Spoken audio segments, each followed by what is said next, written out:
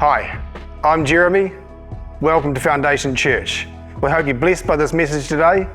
We hope you're built up in the Lord. If you want to learn more about our Lord Jesus Christ or this church, then go to www.foundationchurch.nz. Be blessed.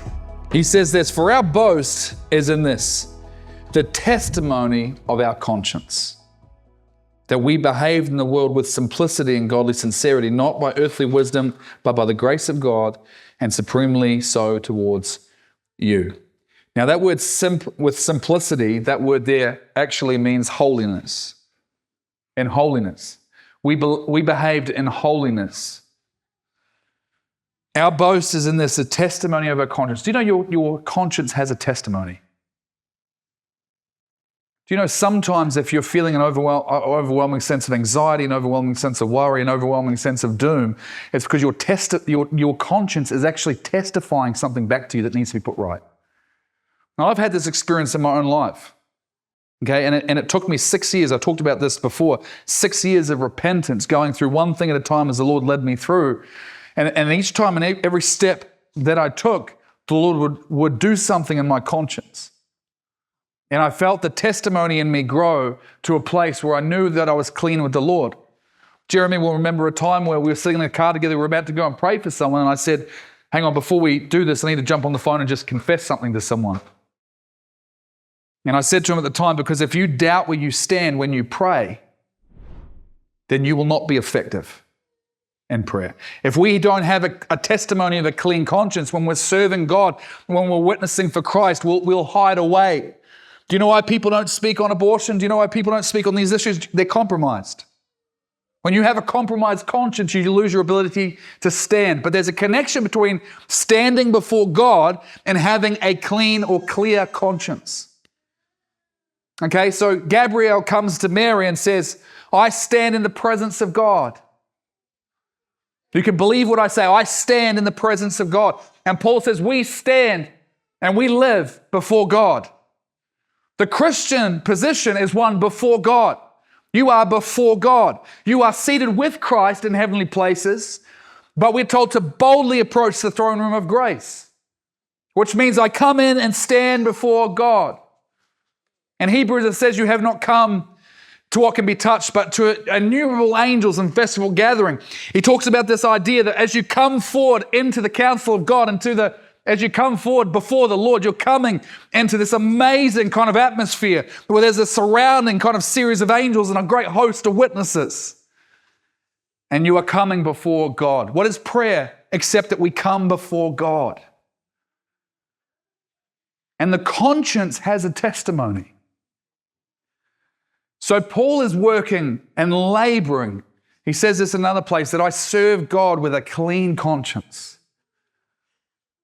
So much effort is put on doing for God or doing this or that for God. I'm telling you, 99 good things that you do for God will never replace the one thing He's asked of you to do, to repay, to repair. Do you know there's a reason why Zacchaeus stood up, right, at the table? Let me just kind of give you this picture because we're all sitting down. He stands up and he says, hey, here and now, everybody listen. If I've defrauded anybody, if I've stolen from anybody, I'm going to repay it. Why? Because he's eating with Jesus and he's standing before God. And so what happens is he begins to repay and to replace the thing that has been taken, and there's a remedy that's in place. What does Jesus say? Today, salvation has come to this house. Now, we're not saved by works. We say this all the time. Okay, we're not saved by works. I believe that. You're not saved by works. But you are not saved by a faith that remains alone. It is a false assurance. It is a false assurance when you have a testimony inside of an unclean conscience. When you know there's things that you need to put right but you haven't put right. When you know there's people you need to apologize to that you haven't gone and repaired those relationships. Don't be deceived. Don't be deceived, my friends. Let us come before God with a clean conscience.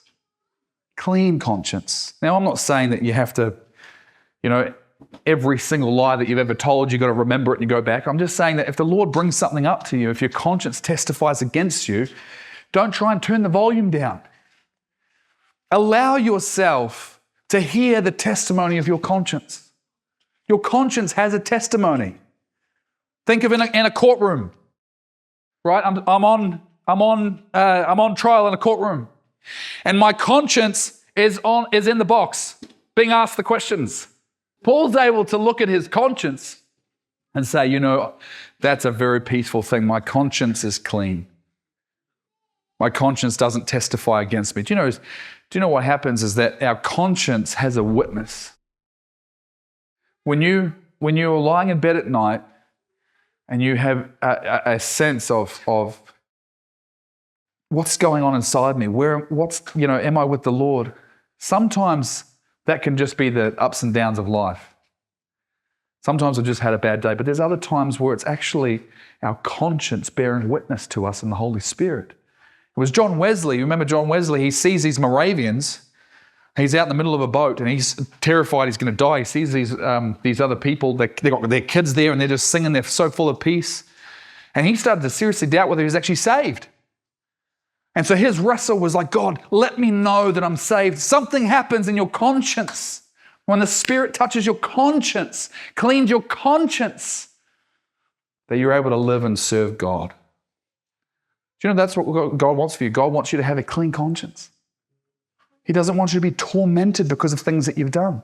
He doesn't want you to be afflicted because of things in the past, things that you've done. So he works with us. He takes our hand and he helps us put things right. He helps us put things into their right place. Is this word speaking to anybody this morning? I will never preach to you on something where I have not gained a level of personal victory. There's topics that I'm not going to preach to you about right now. They'll be in the text, and there's many messages in the text, but I won't preach those messages to you, right? Because I don't want to be a hypocrite. Because there's things in my life that I'm a human being and I'm working stuff out too, and I'll get other people to preach on those things. Right? So you'll still get the full counsel of the Word of God. But we need to be aware of where we are. We need to be aware of our conscience. We need to be aware of what the Word's telling us to do. We need to be aware of what the Word of God speaks to us, how it reveals us. If you're lying on your bed at night and you start thinking about that person that you ripped off, you start thinking about that little thing that you stole, that little extra thing that you took, don't turn that down. Don't hit it over the head with a scripture that's out of context. Just listen to the voice of the Holy Spirit. Satan doesn't want you to put things right, okay? So Satan's not going to come to you and say, go and confess that thing. Because his dominion's in the dark. Okay, but God's dominion is light. Whatever comes to light. Jesus says in John 3, I'm going to go there now. Okay, so can I just finish this off and then I'll go to John 3 and then we'll close on that. For our boast is this, the testimony of our conscience, that we behaved in the world with simplicity or holiness and godly sincerity. I am sincere. That's what God wants of us. God wants us to be sincere people. Whoever receives the word with a good heart, the heart that's good soil, they receive the word with a good heart and it produces fruit.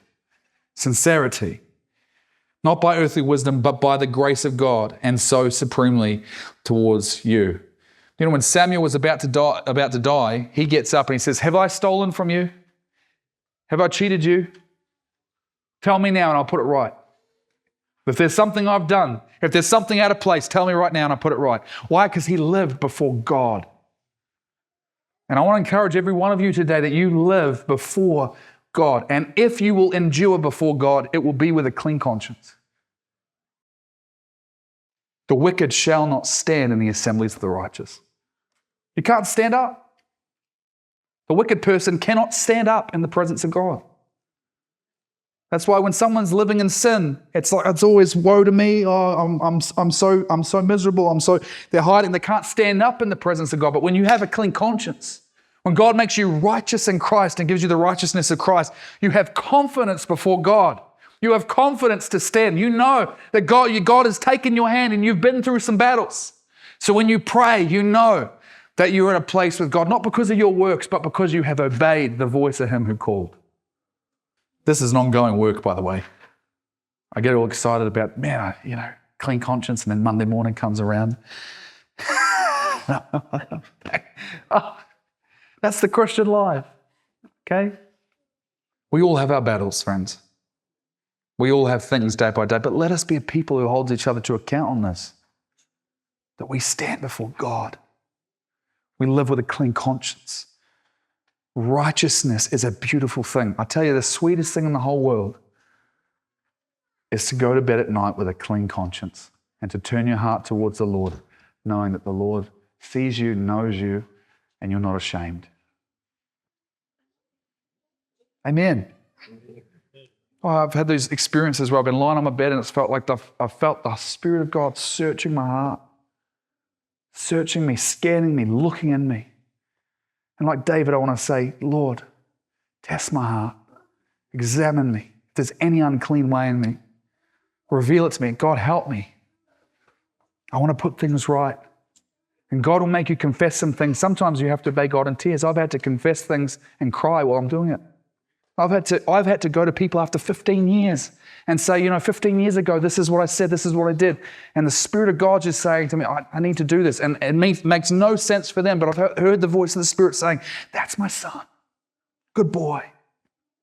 And you have a testimony of a clean conscience. And when you begin to pray like that, when you begin to pray from that place, not based on your works, but because you know that you listen. Do you know where imposter syndrome comes from? Because you're an imposter. You're an imposter.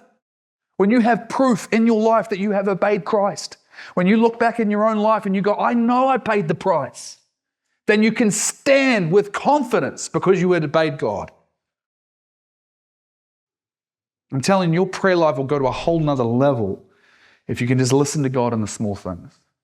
Just say sorry. Paul's living his life and he's going, I shouldn't have said that. Even if I got struck on the face, I'm going to be quiet because the word of God says to me, this is how I live, and I live before God. Okay, John chapter 3. John chapter 3, and then you can go and have a biscuit. I'm sure we've got enough for everyone to have half each. No. What are you talking about? Oh, no, I'm just joking. Oh, praise the Lord. Sorry, that was for my pleasure. Okay. Right, so Jesus is talking about being born again. And I'm going to start in verse 16. He says this, he says, for God so loved the world that he gave his only son, that whoever believes in him shall not perish but shall have eternal life. For God did not send his son into the world to condemn the world, but in order that the world might be saved through him. So that's the reason Jesus comes into our world. Okay, he doesn't come to condemn you, he comes to save you. Sin is a sickness in your soul that you need to be healed from. Sin is an affection, it's a sickness, and we can be infected by sin and we can be sick with sin, and we need to be saved and we need to be healed and we need to be delivered from that. So when Jesus comes into your life, know that he's coming to save you. And sometimes the surgeon has to open you up and take some things out of you that shouldn't be there. But he's come to save you. Whoever believes in him is not condemned, and whoever does not believe is condemned already because he has not believed in the name of the only Son of God. And this is the judgment, that light has come into the world, and the people loved the darkness rather than the light, because their works were evil. For everyone who does wicked things hates the light and does not come to the light. I want to pull the curtains closed. I want to stay in the dark. Why? Because my works are in the darkness. I'm in the dark. That's the realm of evil. It's darkness. But light came into the world in the person of Jesus Christ. The only thing that saves you from darkness is light. Exposure. You need to be exposed today. I need to be exposed today. I'm not talking about to judgment. I'm talking about to the light of God.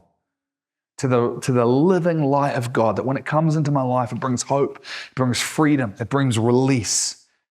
For everyone who does wicked things hates the light and does not come to light, lest his work should be exposed. And we do this with, and Sequoia brought this out, it was a great point. There's no blame in the kingdom of God, right? God shows up in the garden and Adam's like, the woman did it. And then the woman's like, the snake did it, right? It's deflection, it's kung fu. That's what we like to do with sin. It's not my sin, it's their sin. Get away from me. Why? Because I am rejecting light. I'm rejecting exposure. If we blame other people for our sins, it is because we are deflecting. We do not want the light of God to reveal us as we truly are. Well, I'm only like this because you're like this. And no, that's not how God thinks. We need to take responsibility because we stand before God. You stand before God.